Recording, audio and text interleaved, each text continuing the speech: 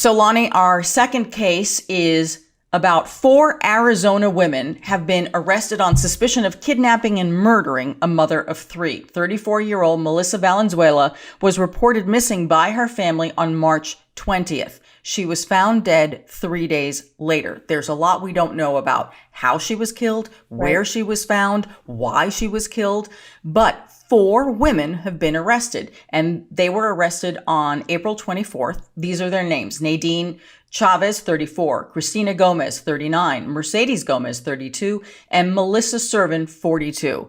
It's just weird to see 4 women arrested for the murder of another woman. It's very unusual. All right. This is the little bit that we do know. The victim was last seen on March 17th with these women at a Phoenix home on West Hadley Street. The home belongs to one of the women who is charged. Her name is Nadine Chavez. And there's so many names, I don't want to confuse everybody. So witnesses say that the victim, all right, Melissa, the victim, was arguing with 3 women, 3 of the 4 who have been arrested. This was all taking place outside of the home. They start physically fighting, and then apparently they try to pull Melissa into the house, and she screams for help. Then she screams for someone to call 911, and that's when one of them covers up her mouth and drags her into the house. And amazingly, there's at least this one witness that we know of who is watching this whole thing, and nobody calls 911. And it seems pretty obvious. If you saw this going on, would you call 911? Well, yeah, if she screams, call 911, then you know it's not some, weird, they're just horseplay or, do you know what I mean? Right. And then there's 3 or 4 of them, and then they cover her mouth and drag her in as she's screaming. I mean, it was very clear something was going on there, but nobody calls, unfortunately. So. No, nobody calls. And so then there's quiet. And then the next day, the women are seen outside cleaning. Yeah. Okay, so they're cleaning something up. Who knows what they're cleaning up? Apparently, this one witness, who is a brother of one of these women, of the 4 arrested, he claims that he went into the house and there was blood in the bathroom, and there was a a ceramic tile that was missing. And Melissa, the woman who was screaming for help, is gone. Like she's just disappeared. Now this is really strange, and I wonder if this is partly how the police found them.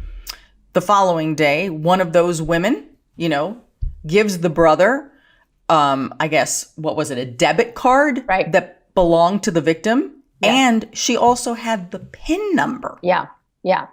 So what I think is interesting here is it looks like the prosecution, it looks like law enforcement has built this case on 3 witnesses. One, the first witness you talked about, who saw from outside. So she might have been a neighbor or someone. She sees the screaming, the victim yelling for help, being dragged in. And then the next morning, she sees some of the women cleaning the porch. Okay, that's one witness. Then the second witness is the brother, like you said, of Nadine Chavez, who is the owner of the house, right? So he says he was there that night, which was the 17th. They believe that she was killed that night, right? And then he goes back the next day, and that's when he sees the blood. He sees this broken tile in the bathroom, and he asks his sister what happened. And she allegedly confesses to him and says, there was this woman here. 2 of these women brought a 3rd woman here. They got into a fight. They killed her, and then they left, right? So she actually tells him all of this. And then, like you said, one of the other women ends up giving the brother this debit card of the victims along with the PIN. Now, why would they give it to the brother? Were they trying to buy his silence? Was he part of it? Were they just trying to get rid of it? Why was the debit card even taken? And how did they find out her PIN number? Unless they tortured her. Exactly. And was that the motive for the killing, or was that just something else that happened? Men and women really do behave differently.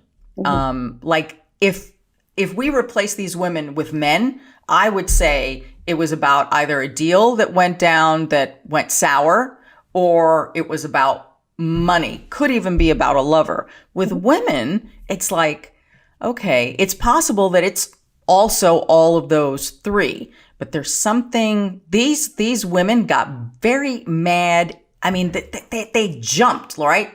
That what would cause a woman to go so berserk for all of them to gang up on her? Right. I mean, and the ganging up is really interesting too. Yeah, and her family, the victim's family, has said, we think we know what the motive is, but we're going to wait and see what's said in trial. So there must be something that they know about that's a connection with these other women. It's not just a random thing. There must be some type of connection for the family to think that they understand what the motive might have been to kill her. That, boy, it's really open to speculation at this point. I know it is speculation, but do you think it's over a man? A man or money? It's one of the two. That's what I think. A man or money. Yeah. A man or both. Right? Yeah, well, that's true, because they did take the debit card.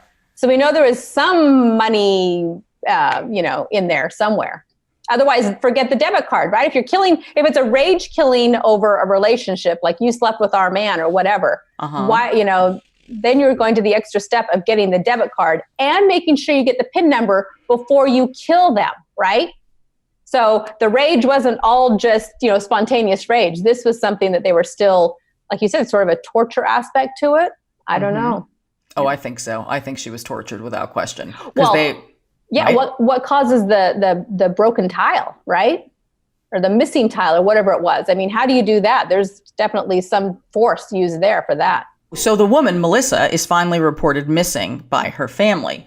And as police start going back, certain things they're finding, like they've found the location of the house, because as it turns out, when the family reported Melissa missing, her picture, was in the news, and all of a sudden she looks a lot like the woman who's screaming outside the house the other day. Ding, ding, ding, ding, ding, right? So that was a tremendous help in helping authorities figure out at least where she may have been. So Melissa's body was finally found on the 23rd, but police are not saying where the body was found or how she was killed. So we know that the body was removed, or at least we think so based on one of the witnesses. Right. Which is also interesting that the police are not releasing any of that, especially since they already have those 4 arrested. I mean, a lot of times there's what is called a holdback, right? Where police will not put all the details out there because they want, if somebody comes forward and says they know what happened, they let them lay out the story. And if they get that detail that the police haven't told in the media, then they know, hey, this guy has some personal information, as opposed to they just read what was out there in the news reports. But they're holding back where the body was found, how she was killed, what condition the body was in. That's a lot of information. So maybe they think there's even someone else involved. I don't know. So it's interesting that all of that detail is being held back right now. Yeah, it really is. They are doing, obviously they're waiting for more forensic information to come in, not only from the scene, because they did go to the house and they did find blood and that tile that was either broken or missing. And then they did a bunch of other forensic testing, and that apparently has not come back yet. That probably will yield a lot of information about who was in the bathroom, whose blood it is, whose DNA it is. Yeah. And the other thing that's interesting too is they have not charged these women with murder yet. So they have a dead body. They have these witnesses, right? And this alleged, confession to the brother, but they have not charged these women with murder yet. So they're clearly waiting for more information, more evidence to come forward. They've only charged them with kidnapping at this point. Wow. So, these search warrants have obviously found additional supporting information.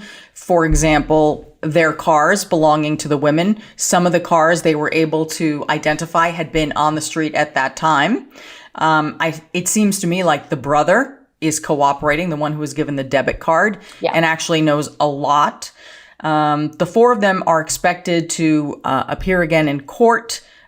There's an interesting spectrum, if you will, on the bail that's been set. 3 of them have bonds set at $50,000, and one of them, Servin, her bond is at $500,000. Yeah, $500,000. I know. Either she has a prior record, so they're bringing that in to up the bail, or they believe that her involvement was so much more than the other women's that they, have put hers. But that's a significant increase on one of the women.